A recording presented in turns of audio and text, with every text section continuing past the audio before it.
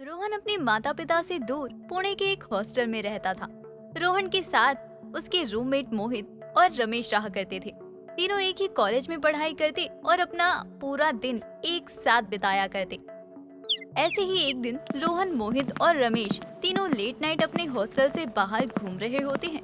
तभी उनकी नजर एक बारात पर जाती है और मोहित कहता है, भाई देख, बारात जा रही है, चल हम उस बारात में शामिल हो जाते हैं। क्यों भाई? वो लोग क्या तेरे रिश्तेदार हैं जो तू उस बारात में शामिल होने जाएगा?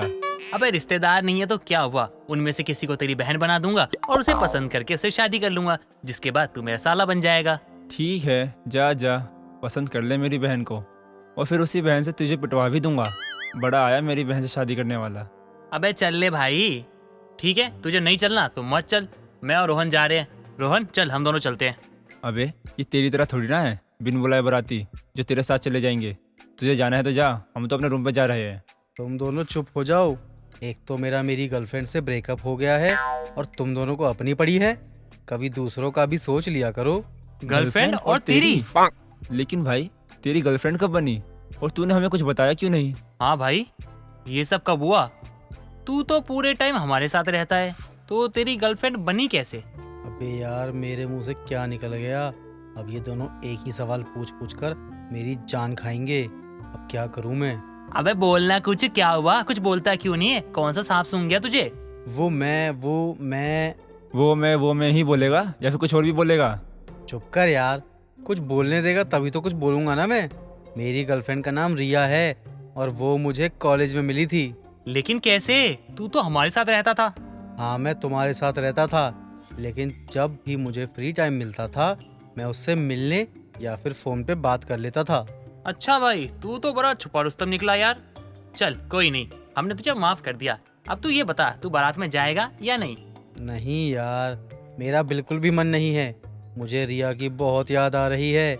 मैं क्या करूं? एक काम करो, तुम दोनों जाओ, मेरा मन नहीं है बिल्कुल भी। अरे तू चिंता क्यों करता है? चल हम बारातियों के साथ नाचेंगे और फिर देखियो तू रिया को भूल जाएगा। दोनों ही जाएंगे या फिर रमेश भी जाएगा? यार ये तो वही जाने, पूछ उससे, अगर वो जाने के लिए तैयार हो तो ले चलेंगे उसे, वरना हम साथ में चल लेंगे। रुक, मैं उसे साथ में लेके जाने के लिए बोलता हूँ, लेकिन अगर हमें किसी ने बारात में पहचान लिया तो? अरे इतनी भीड़ में कौन हम पे ध्यान देगा भाई। अब चलना, वरना बारात निकल जाएगी और हम यहीं पे रह जाएंगे। रोहन रमेश को बारात में जाने के लिए मनाता है और फिर तीनों बारात में शामिल हो जाते हैं। कुछ देर और बाद वो नाचते नाचते शादी वाली जगह पर पहुंच जाते हैं और अंदर जाकर खाने के काउंटर पर जाते हैं, जहां मोहित कहता है, भाई भाई खाना देके ना मुंह में ना पानी आ गया। खाना देके रहा नहीं जा रहा। एक तो बिन बुलाए बाराती बनकर आया है और ऊपर से साले तुझसे सबर भी नहीं हो रहा। वैसे रमेश बात तो सही कह रहा है। जैसे ही खाना शुरू होगा हम जल्दी जल्दी खाकर अपने हॉस्टल चल लेंगे। मोहित और रमेश रोहन की बात मान लेते हैं और कुछ देर बाद तीनों खाना खाने जाते हैं और अपने हॉस्टल वाले कमरे में चले जाते हैं। ऐसे ही दिन बीतते हैं और तीनों आए दिन ऐसे ही किसी न किसी शादी में बिन बुलाए बाराती बनकर जाने लगते हैं। एक रोज तीनों बारात में जाते हैं और खाने के काउंटर पर जाने के बाद मोहित कहता है, चलो चलो जल्दी जल्दी खा लो। अरे किसी ने देख लिया ना तो सवाल पूछने लग जाएंगे और उनको पता चल गया ना कि बिन बुलाए बाराती है तो दिक्कत हो जाएगी। जब इतना ही डर लगता है तो आता ही क्यों है? मत आया कर। यार हमें खाने पर ध्यान देना चाहिए, वरना मार खानी पड़ेगी। भाई खाना देखने में तो बहुत ही अच्छा लग रहा है, चल जल्दी जल्दी खा लेते हैं। तीनों खाने के काउंटर पर खाना लेने लगते हैं। कुछ देर बाद वो खोया पनीर के काउंटर पर जाते हैं। वहीं पर बगल में एक आदमी खोया पनीर देखते हुए रमेश से कहता है, अरे भाई साहब, मुझे एक बात बताएंगे क्या आप? जी जी बोलिए। भाई साहब, जब इस पनीर की सब्जी का नाम खोया पनीर है तो इसमें इतने सारे पनीर क्यों नजर आ रहे हैं? अरे भाई साहब, इस रेसिपी का नाम है खोया पनीर, ना कि बिना पनीर के खोया पनीर। अच्छा अच्छा, वैसे आप लोग यहाँ किसकी तरफ से आए हैं? अब इनको कैसे बताऊं कि हम बिन बुलाए बाराती है? अगर इनको थोड़ा सा भी शक हुआ तो हम तो गए। क्या हुआ भाई साहब, आप कुछ बोल क्यों नहीं रहे? जी मैं तो इसका दोस्त हूँ, आप इससे पूछ लीजिए, मैं जब तक कुछ खाकर आता हूँ। ठीक है भाई साहब, आप लोग किसकी तरफ से हैं? आप लोगों को मैंने कभी देखा नहीं है। जी हम किसकी तरफ से? हाँ, हम तो लड़के वालों की तरफ से हैं। लेकिन आप ऐसा क्यों पूछ रहे हो? अच्छा, वैसे मैं आपकी जानकारी के लिए बता दूं कि ये कोई शादी पार्टी नहीं बल्कि बर्थडे पार्टी है। ले भाई, हो गया सत्यानाश। अरे यार, ये तो बर्थडे पार्टी निकली यार। जल्दी से भाग लो भाइयों, वरना बहुत मार पड़ने वाली है। मोहित, रमेश और रोहन जैसे ही उसकी बात सुनते हैं वैसे ही तीनों अपनी प्लेट वहीं रखकर भाग जाते हैं। उन तीनों को ऐसे भागता हुआ देखकर आदमी खुद से कहता है, बड़े अजीब आदमी है। मैं तो बस इसलिए बोल रहा था ताकि अच्छे से खाना खा लें और बच्चे को उसके बर्थडे के लिए बेस्ट विशेस देकर जाएं। लेकिन ये लोग तो बिना कुछ खाए ही यहाँ से चले गए। खैर, जो है ठीक है, इसको जाना है उसको तो जाना ही है। इधर तीनों अपनी जान बचाकर पार्टी से बाहर आते हैं। तभी रोहन कहता है, भाई अच्छा हुआ हम सही समय पर वहाँ से भाग गए, वरना आज तो हम पकड़े गए थे। हाँ भाई, आज तो वो लोग हम लोगों की हालत ही बिगाड़ देते। और मैंने तुम दोनों से कहा था अगर किसी को पता चल जाता तो हम तो गए ही थे, और इसमें सारी गलती मोहित की है। हाँ, मेरी गलती है। यहाँ कुछ भी हो तो सब में मेरी गलती है। पड़ोसी का बच्चा अगर फेल हो जाए तो भी मेरी गलती, पड़ोसी की बेटी भाग जाए तो भी मेरी गलती।